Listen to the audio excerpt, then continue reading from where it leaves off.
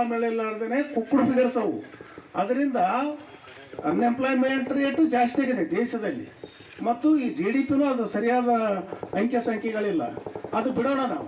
ಅದಕ್ಕೆ ನಾವು ಮಾನ್ಯ ಶಾಸಕರಲ್ಲಿ ಒಂದು ಕಳಕಳಿಯ ಮನವಿ ಏನಂದರೆ, ಇದರ ಜೊತೆಗೆ ಒಂದು ಎಂಪ್ಲಾಯ್ಮೆಂಟ್ ಅಂದ್ರೆ ಉದ್ಯೋಗ ಸೃಷ್ಟಿ ಆಗ್ತಕ್ಕಂಥ ಯಾವುದಾದ್ರೂ ಒಂದು ಯುವಕರಿಗಾಗಿರ್ಬೋದು, ಮಹಿಳೆಯರಿಗಾಗಿರ್ಬೋದು, ಮತ್ತು ಇನ್ನಿತರ ಕೂಲಿ ಕಾರ್ಮಿಕರಾಗಿರ್ಬೋದು, ಅಂಥ ಒಂದು ಯೋಜನೆ ಅವರು ತಲೆಗೆ ಬಂತ ಬಿಡೋದಿಲ್ಲ. ಅದು ಖಂಡಿತ ನಾನು ಯಾಕೆ ಕೇಳ್ತೀನಿ ಅಂದ್ರೆ, ಅವ್ರು ಇದ್ರ ಕಡೆ ಒಂದು ಸ್ವಲ್ಪ ಲಕ್ಷ್ಯ ಹಾಸ್ಲಿ ಅಂತ ಒಂದು ಅವರು ನಮ್ಮ ಮನವಿ.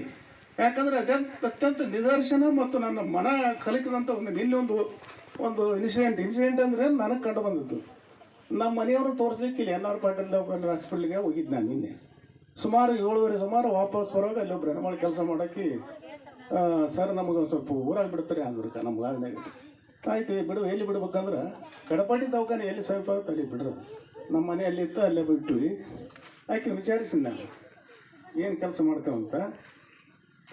ಮುಂಜಾನೆ 10ರಿಂದ 10 ತನಕ NR ಪಾಟೀಲ್ ದವಾಖಾನೆ ಇದೆ, ಅಲ್ಲಿ 7,000.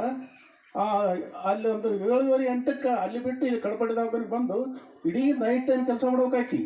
ಮತ್ತೆ ಮುಂಜಾನೆ 8ಕ್ಕೆ ಮತ್ತೆ 10ಕ್ಕೆ ಬರ್ಬೇಕಂತ. ಅಂದ್ರೆ ಉದ್ಯೋಗ ಎಷ್ಟು ಮಹಿಳೆಯರು ಇತ್ತಿತ್ತಲಾಗಿ ನೋಡೋದ ನಾವು ಇಲ್ಲೆಲ್ಲ ಕೆಲವೊಂದು ಮುಖ್ಯವಾದ ಹಾಸ್ಪಿಟ್ಲಿಗೆ ನಾವು ಮೊನ್ನೆ ನಮ್ಮದು ಕಣ್ಣಿನ ಆಪ್ರೇಷನ್ಗೆ ಹೋದಾಗ ನೋಡಿದ್ವಿ. ಜೋಶಿ MM ಜೋಶಿ ಹಾಸ್ಪಿಟ್ಲ್ ಅಂತ ಅತ್ಯಂತ ಸುಮಾರು ಒಂದು 300-400 ಜನರಿಗೆ ಉದ್ಯೋಗ ಅವಕಾಶ ಕೊಟ್ಟಿರ್ತಾರೆ. ಅಂದ್ರೆ ಏನು ಅಂದ್ರೆ ಇದ್ರ ಅರ್ಥ ಇಷ್ಟೇ, ನಿರುದ್ಯೋಗ ಸಮಸ್ಯೆ ಈ ಯುವಕರಲ್ಲಿ, ವಿಶೇಷವಾಗಿ ಕಲಿತವರಲ್ಲ ಕಲ್ಯಾಣದಲ್ಲಿ ಸಹಿತ ಸಾಕಷ್ಟು ಇದೆ.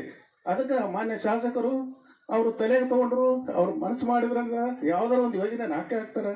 ಅದಕ್ಕೆ ದಯಮಾಡಿ ಇದ್ರ ಮತ್ತು ಬಡವರ ಪರವಾಗಿದ್ದಂಥ ನಾಯಕರು.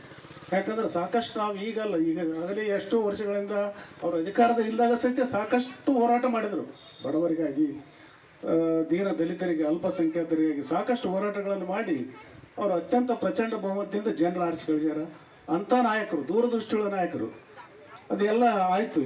ಈಗ ನಾನು ಒಂದೆರಡು ಸಲಹೆ ಅಂದ್ರೆ ನಮ್ಮ ಅಭಿಪ್ರಾಯ ಮತ್ತು ಸಲಹೆ ಏನಂದ್ರೆ, ಈಗ ನಮ್ಮ ದೇಶದಲ್ಲಿ ಅದು ದೇಶ ರಾಜ್ಯ ನಮ್ಮ ಇಳಕಲಿನಲ್ಲಿ